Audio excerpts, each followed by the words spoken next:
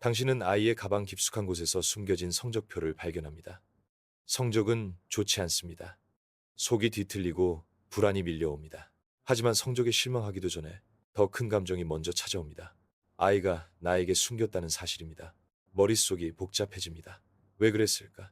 혹시 나를 두려워하는 걸까? 내가 뭘 잘못했지? 이건 단순히 숫자가 적힌 종이가 아닙니다. 두 사람 사이에 어느새 생겨난 보이지 않는 벽의 반영일지도 모릅니다. 이제 중요한 건 단지 성적표 그 자체가 아닙니다. 신뢰, 두려움, 실수에 어떻게 반응하느냐에 대한 이야기입니다. 지금 이 순간 당신의 행동은 이 대화뿐 아니라 아이가 앞으로 인생의 도전을 어떻게 받아들일지를 결정할 수 있습니다. 왜 아이는 성적표를 숨겼을까요?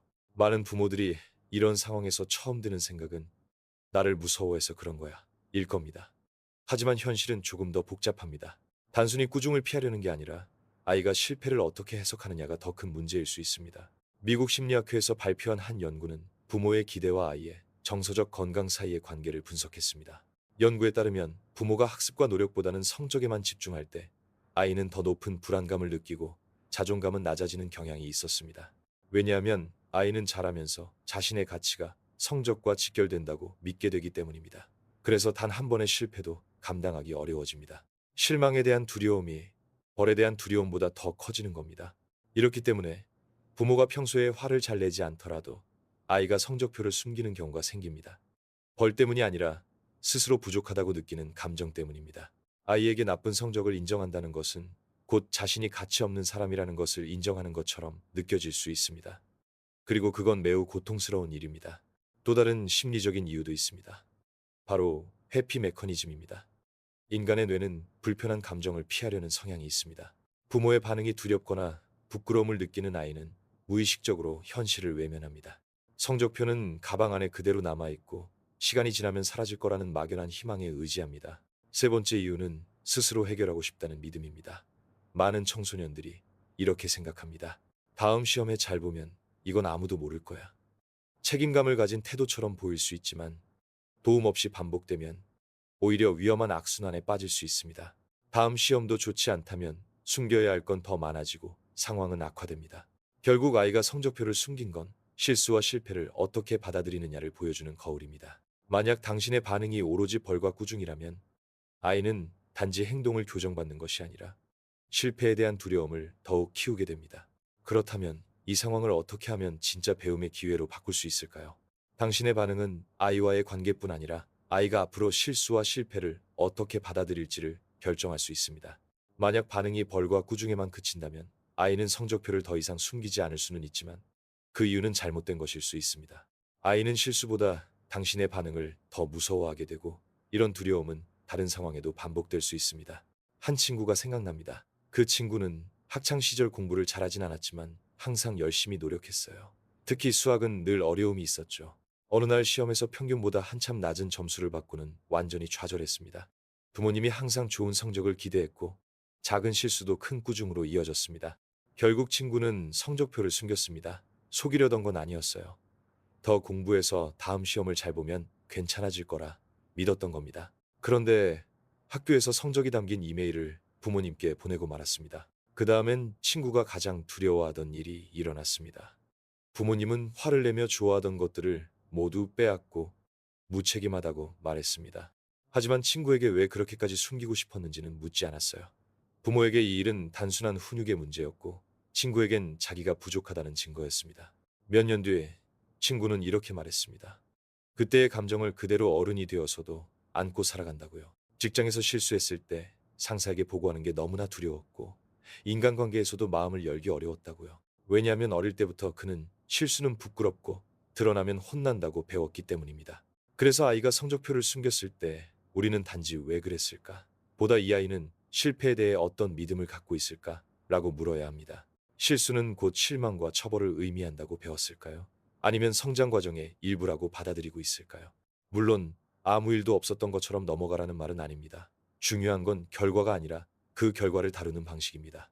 아이가 배워야 할 것은 실수를 숨기는 것이 해결책이 아니라는 사실입니다. 하지만 이걸 진심으로 믿게 하려면 아이는 당신을 믿을 수 있어야 합니다. 당신의 반응이 오직 처벌뿐이라면 성적표는 안 숨길지 몰라도 언젠가 더 중요한 걸 숨기게 될지도 모릅니다. 결국 이건 단지 성적에 관한 대화가 아닙니다.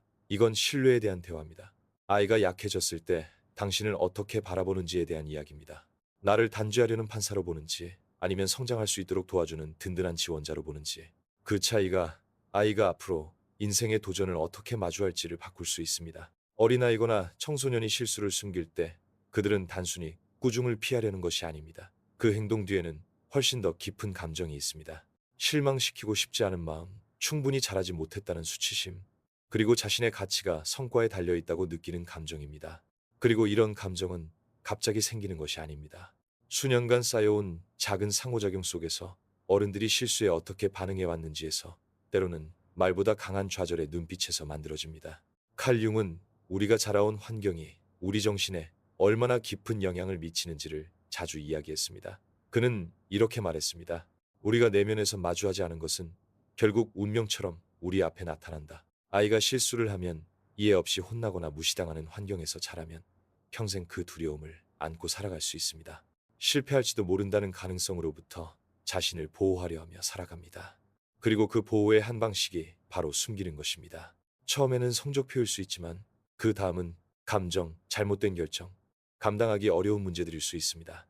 부모를 믿지 않아서가 아니라 마음속 깊이에서는 연약한 모습을 드러내는 것이 위험하다고 배웠기 때문입니다.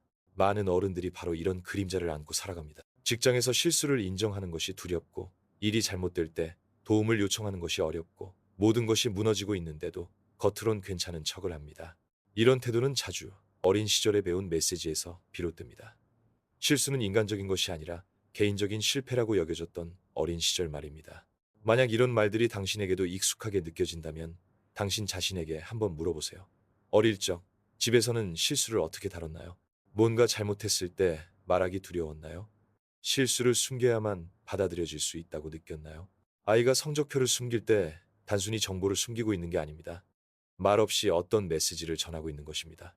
어쩌면 부모님의 사랑이 자신의 성과에 달려 있다고 믿고 있을지도 모릅니다. 아니면 한 번의 실패로 인해 자신이 인정받을 자격이 없다고 느끼고 있을 수도 있습니다. 혹은 자기 자신에게 너무 많은 기대를 하다 보니 실수했을 때 본능적으로 도망치는 반응을 보이는 걸지도 모릅니다. 이유가 무엇이든 부모의 반응은 그 패턴을 더욱 강화할 수도 있고 아니면 끌어낼 수도 있습니다. 니체는 이렇게 말했습니다. 우리가 반복해서 하는 일이 곧 우리 자신이 된다. 아이가 반복해서 실수에 대해 비난받고 처벌받는다면 그 아이는 실패를 두려워하고 자신의 어려움을 숨기고 문제를 혼자 감당하려 하는 어른이 될 수 있습니다. 반대로 실수가 성장 과정의 일부라는 걸 배우고 이야기할 수 있는 공간이 있고 이해를 받을 수 있는 환경에서 자란다면 그 아이는 성숙하고 회복력 있는 사람으로 자라날 것입니다. 핵심은 여기에 있습니다. 당신은 지금 어떤 사람으로 자랄 수 있는 길을 아이에게 가르치고 있나요? 아이의 실수에 대해 우리가 보여주는 반응은 단지 책임감을 가르치는 것이 아닙니다. 그것은 사랑에 대한 메시지이기도 합니다. 어려운 순간에도 당신을 믿을 수 있는지, 아니면 두려워해야 하는지, 솔직할 수 있는지, 아니면 숨어야만 하는지. 그리고 이런 배움은 성적표보다 훨씬 더 오래 평생을 함께합니다. 아이에게 실수를 인정할 수 있는 안전한 공간을 만들어준다는 것은 무조건 관대해지라는 말이 아닙니다. 책임을 외면하라는 말도 아닙니다.